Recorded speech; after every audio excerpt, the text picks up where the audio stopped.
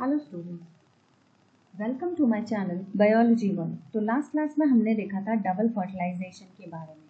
अब हम देखेंगे कि फर्टिलाइजेशन हो जाने के बाद जो एक्टिविटीज़ होती है वो क्या होती है, और ये किसके अंदर आता है। तो ये आता है पोस्ट फर्टिलाइजेशन इवेंट्स के अंदर और पोस्ट फर्टिलाइजेशन स्ट्रक्चर्स के अंदर। तो हम देखेंगे कि फर्टिलाइजेशन हो जाने के बाद क्या क्या चीज़ें होती हैं, what all things are undergoing after the post fertilization. ठीक है, तो सबसे पहले हम देखते हैं कि जब भी फर्टिलाइजेशन हो जाता है तो उसके बाद हमने देखा था कि एंडोस्पर्म बना था, सबको याद है। तो हमने देखा था कि एंडोस्पर्म का डेवलपमेंट हुआ था। अब ये जो एंडोस्पर्म है ये क्या था, हमारा 3n। अब एंडोस्पर्म का डेवलपमेंट हो जाएगा, उसके बाद क्या बनेगा, तो उसके बाद बनेगा एम्ब्रियो। तो एंडोस्पर्म डेवलपमेंट के बाद बनेगा एम्ब्रियो। तो हम कहेंगे कि उसके बाद होगा एम्ब्रियो का डेवलपमेंट। फिर जो हमारा मैच्योरेशन हो जाएगा, ठीक है। तो फिर क्या होगा, मैच्योरेशन ऑफ ओव्यूल्स। तो जो हमने ओव्यूल्स देखे थे, ठीक है, तो ये जो ओव्यूल्स थे ये क्या बन जाएंगे, सीड्स बन जाएंगे। और क्या होगा, और होगा maturation of ovary into fruit. Ovary जो है हमारा वो क्या बन जाएगा, ओव्यूल बन जाएगा सीड, और ओवरी बन जाएगा फ्रूट। तो ये हो जाएगा हमारा post fertilization structure and events. Next हम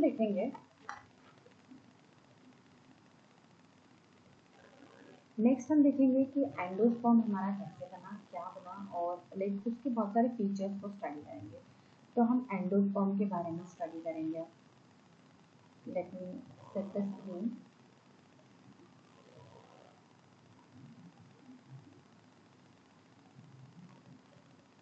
ओके,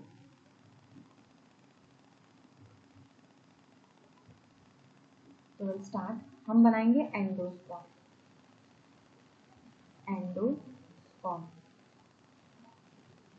ठीक है, तो ये जो एंडोस्पर्म होता है ना, ये सबसे पहले बनता है जब भी अपन डबल फर्टिलाइजेशन पढ़ रहे हैं। तो हम देखते हैं कि जो एंडोस्पर्म है, और एनसीईआरटी में स्टेटमेंट भी लिखा है कि जो एंडोस्पर्म होता है ना, एंडोस्पर्म फॉर्मेशन, एंडोस्पर्म का जो डेवलपमेंट होता है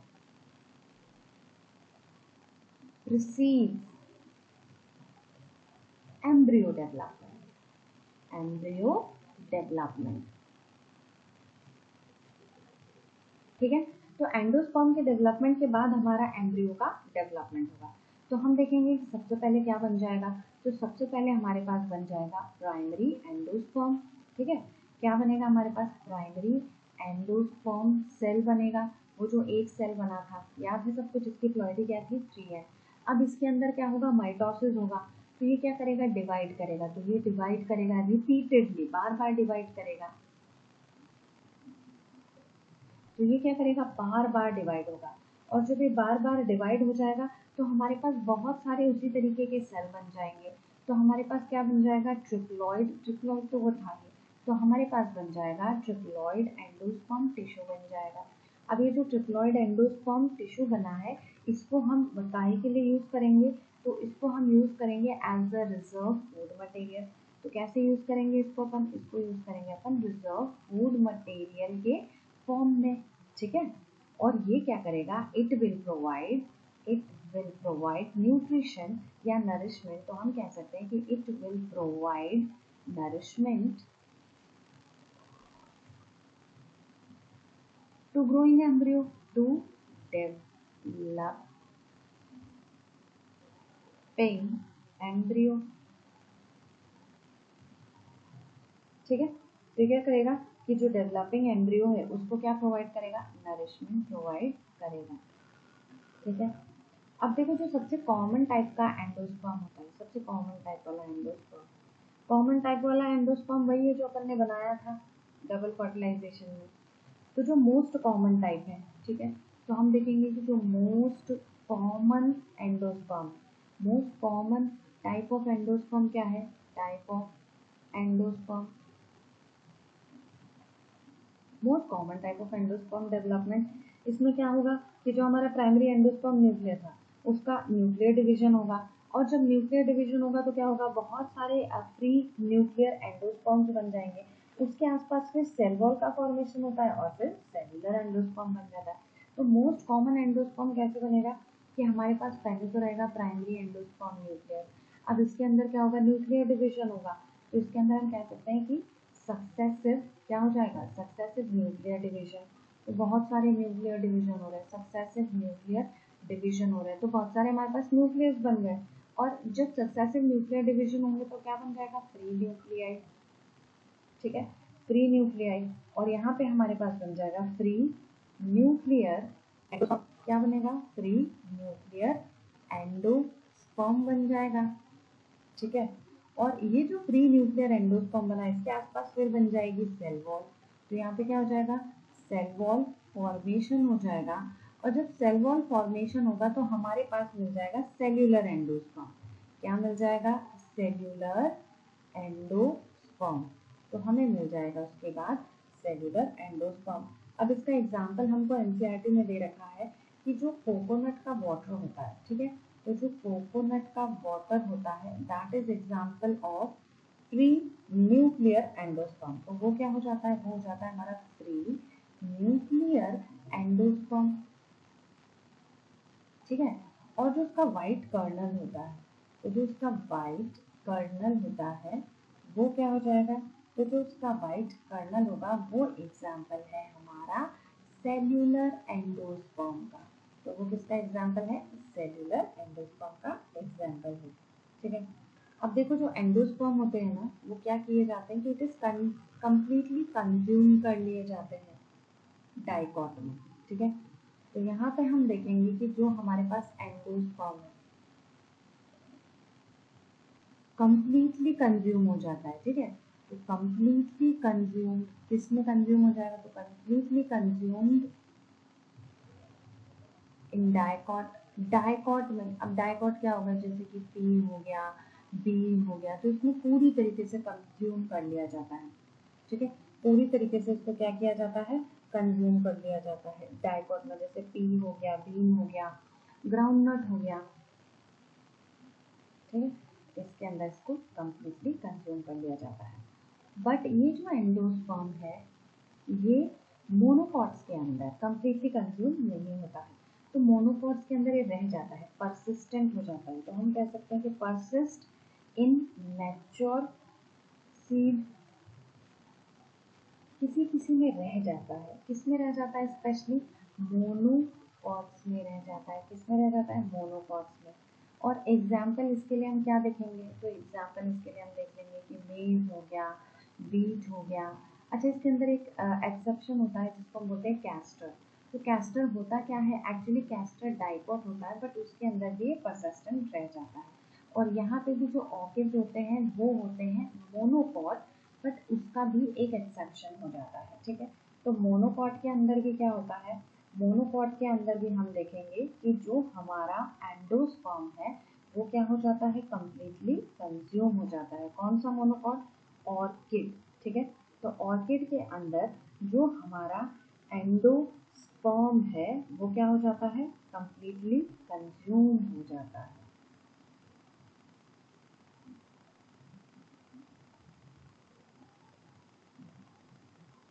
अब हम आगे देखेंगे। ठीक है, आगे हम देखेंगे कि ये जो एंडोस्पर्म इसमें बच जाता है इसका फंक्शन क्या रहता है। तो जो एंडोस्पर्म है ना ये हमेशा कंप्लीटली कंज्यूम हो जाता है बाय डेवलपिंग एम्ब्रियो, मैच्योरेशन के पहले ही। ठीक है, तो मैच्योरेशन के पहले ही वो क्या हो जाता है, कंप्लीटली कंज्यूम हो जाता है।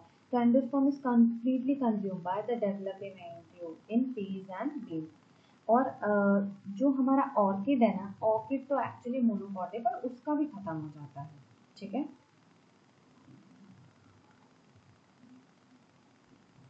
अब हम आगे देखेंगे। जब हम बोल रहे हैं कि मोनोकॉट के अंदर हम कह रहे हैं कि जो मोनोकॉट है, ठीक है, तो मोनोकॉट के अंदर क्या हो रहा है कि ये रह जा रहा है, persist in mature seed. Monocot के अंदर रह जाता है, जैसे मेज में रह गया, वीट में रह गया। कैस्टर एक्चुअली डाइकॉट है बट इसमें भी रह जाता है।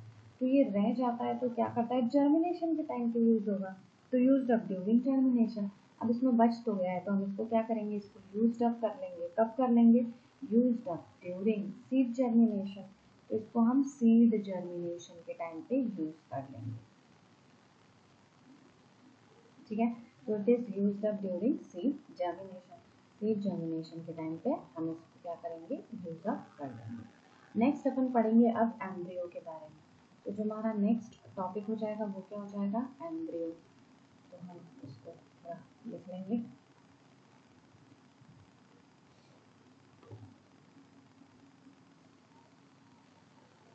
तो जो हमारा नेक्स्ट टॉपिक है वो है एम्ब्रियो, ओके।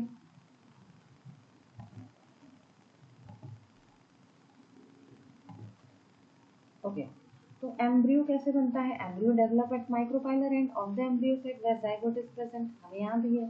तो एम्ब्रियो बनता कहाँ पे है, तो एम्ब्रियो बनता है हमारा, एम्ब्रियो हमारा बन रहा है कहाँ पे, माइक्रोपाइलर एंड पे, माइक्रोपाइलर एंड पे बन रहा है।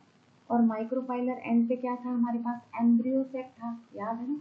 तो वहाँ पे क्या था हमारे पास, एम्ब्रियो सेट था, जहाँ पे क्या बन जाएगा हमारा, जाइगोट बनेगा। और यही जाइगोट आगे जाके क्या कहलाएगा, एम्ब्रियो। अब जो बहुत सारे जाइगोट होते हैं ना वो डिवाइड करते हैं, जाइगोट डिवाइड करेंगे, और वो कब डिवाइड करते हैं, जब एंडोस्पर्म फॉर्म हो जाता है। तो अगर क्वेश्चन आता है कि एंडोस्पर्म पहले बनेगा कि जाइगोट पहले बनेगा, तो पहले एंडोस्पर्म बनेगा, एंडोस्पर्म पहले बनेगा, उसके बाद जाइगोट बनता है। तो जो बहुत सारे जाइगोट होते हैं, ठीक है, तो मोस्ट ऑफ द जाइगोट क्या प्रेफर करते हैं, तो जो मोस्ट ऑफ द जाइगोट है वो डिवाइड करते हैं, कब डिवाइड करेंगे, ओनली आफ्टर, कब डिवाइड करना है इनको भाई, तो ये डिवाइड करेंगे only after certain amount of endosperm is formed. Certain amount of endosperm is formed. Endosperm is formed. तो जब कुछ एंडोस्पर्म बन जाता है तभी ये क्या करते हैं, डिवाइड करते हैं। तो most zygote divide only after certain amount of endosperm is. अब जो अर्ली स्टेजेस होती है, तो early stages of embryo development, जिसको अपन एम्ब्रियोजेनी भी बोलते हैं, ठीक है।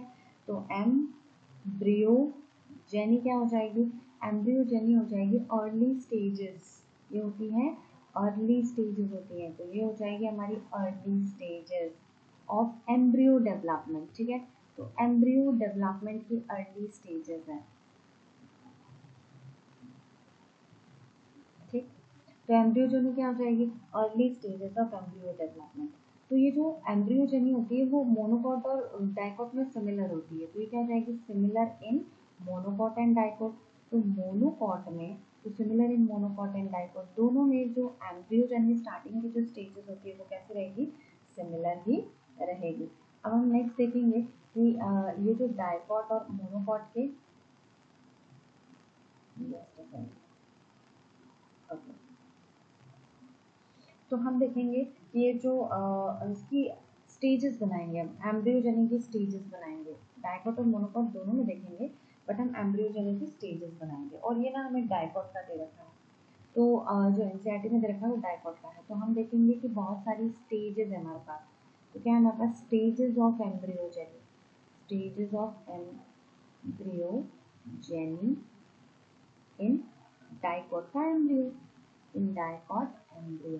तो डाइकॉट के एम्ब्रियो में हम देखेंगे बहुत सारी जो स्टेजेस है, एम्ब्रियोजेनी की जो स्टेजेस है जो डाइकॉट के एम्ब्रियो में देखने को मिलती है वो हम देखेंगे। तो सबसे पहले तो हमने वहाँ से जाइगोट निकाल दिया, तो ये हो गया हमारा जाइगोट। फिर ये जो जाइगोट है ये इस तरीके का एक स्ट्रक्चर बना लेगा, तो ये क्या हो गया हमारा, ये तो हो गया हमारा जाइगोट। और ये जो स्ट्रक्चर बना है इसको बोलेंगे हम प्रो एम्ब्रियो, क्या बोलेंगे इसको, प्रो एम्ब्रियो, क्योंकि एम्ब्रियो के पहले बना है, ठीक है। उसके बाद हम क्या बना लेंगे, एक ग्लोब्यूलर एम्ब्रियो बनाएंगे, क्या बनाएंगे, ग्लोब्यूलर एम्ब्रियो। तो हमारे पास ऊपर एक सेल हो गया, फिर यहाँ पे ये बहुत सारे छोटे छोटे से सेल्स हो जाएंगे, और फिर नीचे ये गोल मटोल ऐसे मटके जैसा स्ट्रक्चर बन जाएगा। अब ये जो गोल मटोल ये जो गोल मटोल मटके जैसा स्ट्रक्चर है इसी को अपन बोलते हैं ग्लोब्यूलर एम्ब्रियो। क्या बोलते हैं इसको, globular embryo. Just a second, ये जो गोल मटोल स्ट्रक्चर बना है इसको अपन क्या बोलेंगे, इसको बोलेंगे ग्लोब्यूलर एम्ब्रियो, तो it will be known as globular embryo. अब ये जो ग्लोब्यूलर एम्ब्रियो है इससे हम और क्या बना लेंगे, इसी से हमारा एक और एम्ब्रियो बनेगा जिसको हम बोलेंगे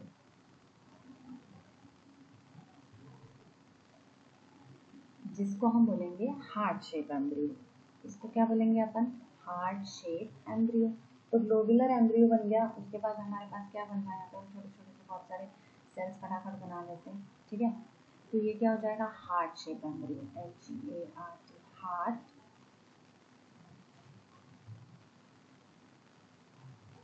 ये हो जाएगा हार्ट शेप एम्ब्रियो। अब हार्ट शेप एम्ब्रियो बनाने के बाद हम कौन सा एम्ब्रियो बनाएंगे? अब हम बनाएंगे जो हमारा मेन एम्ब्रियो होता है, ठीक।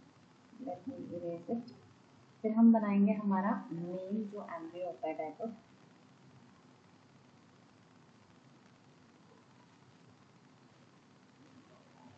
ये हमने छोटा सा स्ट्रक्चर बना लिया।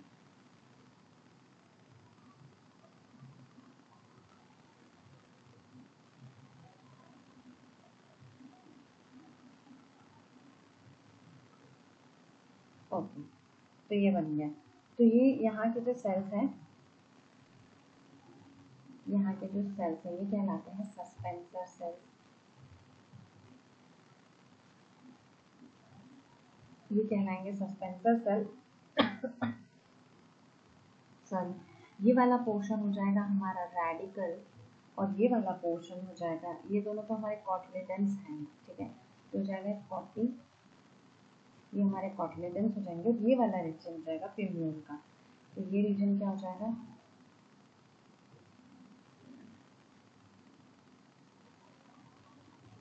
पिम्यूल का रीजन हो जाएगा, ठीक है। और इसको हम क्या बोलेंगे? इसको हम बोलेंगे मैच्योर एम्ब्रियो। क्या बोलेंगे इसको? Mature embryo. तो ये हमारा मैच्योर एम्ब्रियो हो जाएगा। तो हमारे पास जाइगोट हो जाएगा, प्रो एम्ब्रियो हो जाएगा, ग्लोबुलर एम्ब्रियो हो जाएगा, हार्ट शेप एम्ब्रियो हो जाएगा और हमारे पास हो जाएगा मैच्योर एम्ब्रियो। तो ये कभी कभी हमें सीक्वेंस बनाने को भी आता है।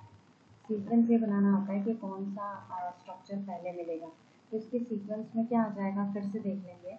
तो सबसे पहले हमारे पास क्या है? जाइगोट है। जाइगोट से जो स्ट्रक्चर बनता है उसको हम क्या बोलते हैं? प्रो एम्ब्रियो बोलते हैं, ठीक है। प्रो एम्ब्रियो से जो स्ट्रक्चर मिलेगा उसको हम बोलेंगे ग्लोब्यूलर एम्ब्रियो। अब ये जो ग्लोब्यूलर एम्ब्रियो है इससे हमें क्या मिलेगा? तो इससे हमें मिल जाएगा हार्ट शेप एम्ब्रियो। तो इससे हमें मिलेगा हार्ट शेप एम्ब्रियो। और जो हार्ट शेप एम्ब्रियो है इससे फाइनली हमें मिलेगा मैच्योर एम्ब्रियो। तो ये हमें क्या देगा finally? This will give us mature embryo. तो ये हमें स्ट्रक्चर्स को याद रखना पड़ेगा, ठीक है। फिर हम यहाँ पे देखते हैं कि हम डाइकॉट का एम्ब्रियो बनाएंगे। एम्ब्रियो के स्ट्रक्चर में अंतर होता है, ठीक है।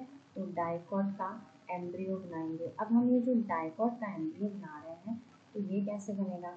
तो सबसे पहले यहाँ पे एक ये एक्सिस बन जाएगा, ठीक है। और यहाँ पे इस तरीके से, ओके। यहाँ पे एक थोड़ा सा उठा हुआ पोर्शन बनेगा, इसको हम बोलेंगे पिन्यूल। और ये वाला रीजन कहलाएगा एपिकोटाइल, ठीक। ये वाला रीजन कहलाएगा हाइपोकोटाइल। ये रीजन हो जाएगा हमारा रेडिकल। और यहाँ पे हम बना देंगे एक रूट कैप।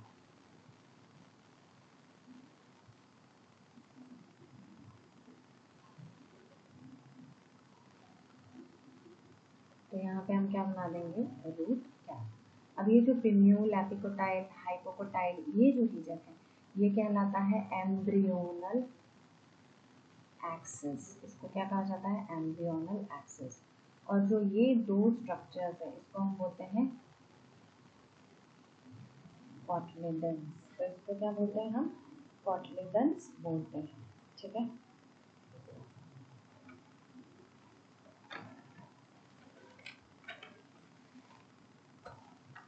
तो ये तो हमने डाइकॉट का एम्ब्रियो बना लिया, ओके। अब हम बनाएंगे मोनोकॉट का एम्ब्रियो। तो मोनोकॉट का जो एम्ब्रियो होता है वो थोड़ा सा उसके स्ट्रक्चर्स को हमें याद रखना है। तो हम बनाएंगे मोनोकॉट का embryo, okay. Just let me change करते हैं। तो हम मोनोकॉट का एम्ब्रियो बनाएंगे। अब इसका स्ट्रक्चर थोड़ा सा अलग होता है। तो हम देखेंगे ये कुछ इस तरीके का रहेगा।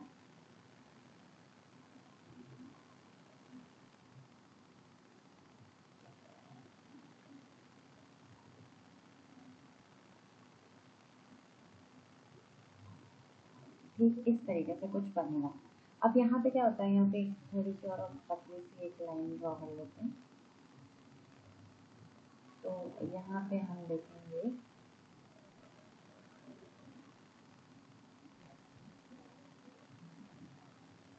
ये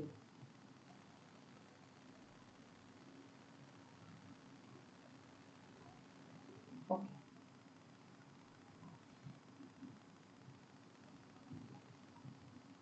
अब यहाँ पे हम इसका, ये है स्क्यूटेलम, तो ये क्या है, ये है स्क्यूटेलम। ये एक्चुअली इसका कॉटिलीडोन होता है, ये इसका कॉटिलीडोन होता है। इसे कहते हैं अपन एपीब्लास्ट। तो ये क्या कहलाता है, एपीब्लास्ट।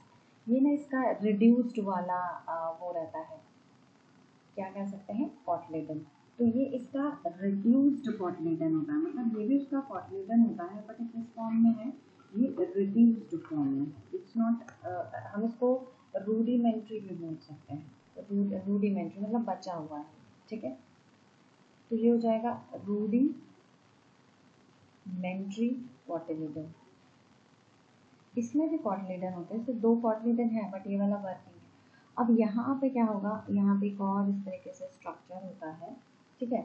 इस स्ट्रक्चर को हम क्या बोलते हैं सॉरी। तो ये जो स्ट्रक्चर है ये इसका कवरिंग है, तो ये कहलाएगा कोलियोप्टाइड। ये कोलियोप्टाइड है और ये कहलाता है हमारा शूट एपेक्स। ये क्या कहलाएगा, शूट एपेक्स। तो ये कोलियोप्टाइड है, ये शूट एपेक्स है, ये स्क्यूटेलम हो गया, ये एपीब्लास्ट हो गया। यहाँ पे एक और स्ट्रक्चर हम बना लेंगे इस तरीके से, ठीक है। ये हो जाएगा एक और स्ट्रक्चर। तो ये जो हमारा स्ट्रक्चर है ये हो जाएगा रूट कैप। तो यहाँ पे हम बनाएंगे रेडिकल, ठीक है। तो ये हो जाएगा हमारा रेडिकल। ये है हमारा रूट कैप, रूट कैप। और इसके नीचे वाला पोर्शन है रूट कैप की भी कवरिंग, दैट इज कोलियोराइजा, ठीक है। तो ये हो जाएगा कोलियोराइजा, ये हो जाएगा रूट कैप और ये हो जाएगा रेडिकल। तो ये हमने बना लिया मोनोकॉट का एम्ब्रियो। अब मोनोकॉट का एम्ब्रियो बनाने के बाद जो हमारा नेक्स्ट टॉपिक है वो हो जाएगा सीड। तो हमारा जो नेक्स्ट टॉपिक है दैट इज सीड। तो हम इसको स्टार्ट करेंगे। हमारा फर्टिलाइजेशन वगैरह सब हो गया। अब हमारे पास क्या बना है, अब हमारे पास बन गया है सीड। तो सीड के बारे में हम एक इम्पॉर्टेंट चीज़ ये अंडरस्टैंड करेंगे कि जो सीड होता है वो क्या होता है। तो सीड तो एक्चुअली फर्टिलाइज्ड ओव्यूल है, यस और नो। तो सीड क्या है, तो ये क्या है, सबसे पहले तो हम कह सकते हैं कि it is final product of sexual reproduction. Final product, final production और final product of sexual reproduction. Sexual reproduction का फाइनल प्रोडक्ट है ये, फर्टिलाइज्ड ओव्यूल है। तो ये क्या है, ये फर्टिलाइज्ड ओव्यूल, फर्टिलाइज्ड ओव्यूल है। और इसके अंदर होता क्या है, कहाँ बनता है ये, तो ये formed inside fruit, form inside fruit. कहाँ बनेगा, फ्रूट के अंदर बनता है ये। अब इसके अंदर 3 चीज़ें होती है। तो एक तो इसके पास हो जाएगा सीड कोट, एक हो जाएगा कॉटिलीडन्स हो जाएंगे और एक हो जाता है इसके पास एम्ब्रियोनल एक्सिस, ठीक है। अब ये जो कॉटिलीडन्स होते हैं इसके अंदर क्या होता है, रिजर्व मटेरियल होता है, रिजर्व फूड मटेरियल, ठीक है। इसके अंदर रिजर्व फूड मटेरियल होता है, जैसे कि लेग्यूम्स में देखने को मिलता है ना, लेग्यूम्स में। तो इसमें रिजर्व फूड मटेरियल होता है। ये कैसा होता है, तो ये थिक होता है, थोड़ा फुला हुआ होता है, स्वॉलन होता है। तो थिक होगा, स्वॉलन होगा और रिजर्व फूड मटेरियल होता है। अब अपन सीड के बारे में देखेंगे कि सीड हमें कई कई टाइप्स के देखने को मिलते हैं, ठीक है। तो सीड हमें कई टाइप के देखने को मिलता है। जैसे कि हम फर्स्ट टाइप देखेंगे, लेट मी रिमूव दिस। तो जैसे कि हम फर्स्ट टाइप देखेंगे जो कि है नॉन एल्ब्यूमिनस, ठीक है। कितना जगह नॉन एल्ब्यूमिनस हो जाएगा, या इसको और क्या बोला जाता है, एक्स एल्ब्यूमिनस भी बोला जाता है इसको, ठीक है। तो नॉन एल्ब्यूमिनस या एक्स एल्ब्यूमिनस का मतलब क्या होगा? तो इसका मतलब ये होता है कि it does not have endosperm. इसके पास क्या नहीं होता? Let me change the thing. तो इसके पास क्या नहीं होगा? इसके पास एंडोस्पर्म नहीं बचेगा। तो नॉन एल्ब्यूमिनस का मतलब होता है कि this type of seed do not have. तो यहाँ पे हम लिख लेंगे कि इस टाइप के जो सीड्स होते हैं, लेट मी यूज दिस। तो क्या हो जाएगा? Do not have endosperm. इसके अंदर एंडोस्पर्म नहीं बचता, पूरा यूटिलाइज हो जाता है एम्ब्रियो के द्वारा। ठीक है, तो इट इज कम्प्लीटली, तो हम कह सकते हैं it is completely consumed by embryo. तो ये क्या हो जाता है? Bye embryo. एम्ब्रियो पूरा का पूरा कंज्यूम कर लेता है। तो एग्जाम्पल इसके हो जाते हैं जनरली डाइकॉट्स। डाइकॉट जैसे कि पी हो गया, बीन हो गया। तो उसके अंदर हमें क्या होगा? उसके अंदर हमको एंडोस्पर्म देखने को नहीं मिलेगा। इसका एक एक्सेप्शन भी है, तो एक्सेप्शन को याद रखेंगे, दैट इज ऑर्किड्स। ऑर्किड्स के अंदर भी क्या होता है? ऑर्किड्स एक्चुअली मोनोकॉट होते हैं, बट उसके अंदर भी एंडोस्पर्म खत्म हो जाता है। तो एंडोस्पर्म भी, उसके अंदर भी हमको एंडोस्पर्म देखने को नहीं मिलेगा। नेक्स्ट देखते हैं हम एल्ब्यूमिनस सीड्स। क्या देखेंगे अब? Albuminous seeds. अब ये जो एल्ब्यूमिनस सीड्स होते हैं, इसके अंदर हमें एंडोस्पर्म देखने को मिलेगा। तो यहाँ पर हमको एंडोस्पर्म देखने को मिलता है। तो हम लिख सकते हैं कि जो एंडोस्पर्म है persistent continue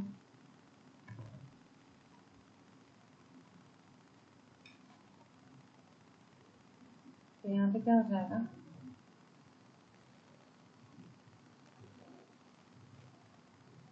retain part of endosperm. तो यहाँ पे एंडोस्पर्म रिटेन हो जाएगा। यहाँ पे क्या होगा? रिटेन सम एंडोस्पर्म। कुछ एंडोस्पर्म इसमें रिटेन है, बचा हुआ है। ठीक है, तो ये पूरी तरीके से एम्ब्रियो कंज्यूम नहीं कर पाता है। तो not completely consume bye embryo. Embryo इसको पूरी तरीके से कंज्यूम नहीं कर पाता है। ठीक है, तो not completely use during embryo development. Example क्या हो जाएगा इसका? तो इसका एग्जाम्पल हो जाएगा जनरली मोनोकॉट्स। तो जितने भी मोनोकॉट्स होते हैं, जैसे कि बीट हो गया, जैसे कि मेज हो गया, तो ये इसके एग्जाम्पल में आ जाएगा। इसका एक एक्सेप्शन होता है, दैट इज कैस्टर। तो इसका एक्सेप्शन क्या हो जाएगा? तो इसका एक्सेप्शन हो जाएगा कैस्टर। कैस्टर क्या है? एक्चुअली डाइकॉट है। तो कैस्टर क्या है? डाइकॉट है, बट उसके अंदर क्या हो जाता है? उसके अंदर हमको थोड़ा बहुत एंडोस्पर्म देखने को मिलेगा। अब जो नेक्स्ट टॉपिक है हमारा, दैट इज पेरिस्पर्म के बारे में पढ़ेंगे। क्या पढ़ेंगे अपन नेक्स्ट हम पढ़ने वाले हैं पेरिस्पर्म। पेरिस्पर्म क्या हो जाता है? Persistent nucellus. मतलब किसी किसी सेल के अंदर न्यूसेलस बच जाता है। ठीक है, तो उससे क्या कहा जाता है? पेरिस्पर्म मतलब क्या हो जाएगा? पेरिस्पर्म हो जाएगा कि इसके अंदर क्या हो जाएगा कि परसिस्टेंट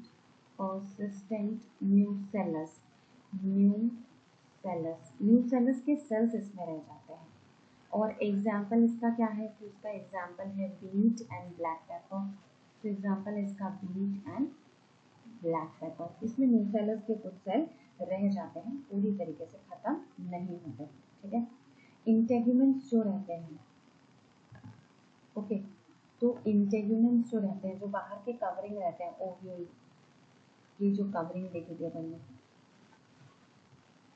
तो ये जो हमारे इंटेगुमेंट्स हैं वो किसमें कन्वर्ट हो जाते हैं? तो वो सीड कोट बन जाते हैं। तो इंटेगुमेंट क्या बन जाएंगे? इंटेगुमेंट बन जाते हैं सीड कोट। तो ये बन जाएंगे सीड कोट, जो कि होता है जो आउटर कोट रहता है, आउटर कोट रहेगा, उसको अपन बोलेंगे टेस्टा।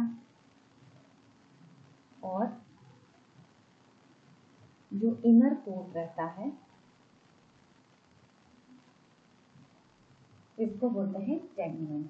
ठीक है, तो outer coat टेस्टा, inner coat tegmen बन जाता है। माइक्रोफाइल एंड जो रहता है वो बचा हुआ ही रहता है। तो हम देखेंगे कि जो हमारा माइक्रोफाइलर एंड था, ठीक है, माइक्रोफाइल एंड जो था वो तो रह जाता है। तो हम यहाँ पे इसको जरा बना लेते हैं, पेन को चेंज करते हैं। माइक्रोफाइल एंड जो है ना वो सीड पे रह जाता है एज अ स्मॉल कोट। तो क्या हो जाता है, ये हमको एज अ स्मॉल पोर मिलता है इन seed coat.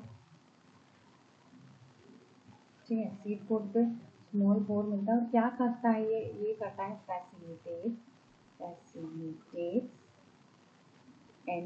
facilitates entry of oxygen and water during germination के टाइम पे, जर्मिनेशन के टाइम पे वाटर और ऑक्सीजन वहाँ से अंदर जाता है। ठीक है, अब जब हमारा सीड मेच्योरिटी पे आता है ना, जब सीड मेच्योर कर जाता है,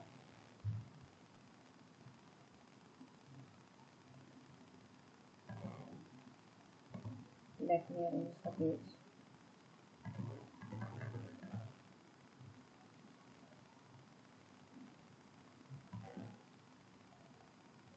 अब देखो, जब सीड मेच्योरिटी पे आता है,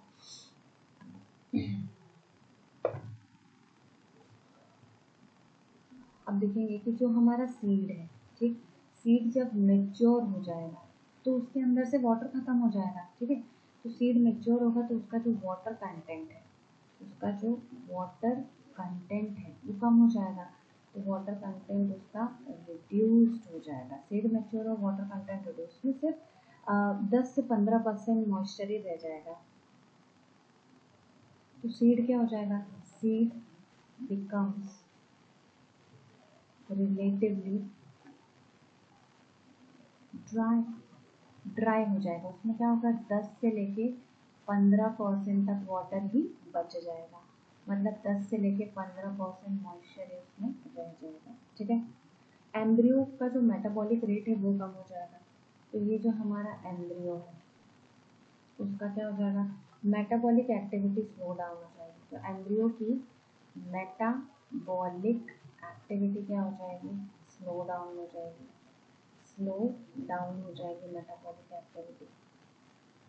मेटाबॉलिक एक्टिविटीज की स्लो हो जाएगी और ये हो जाएगा डॉर्मेंट। तो इसमें क्या दिखने लगेगी, डॉर्मेंट।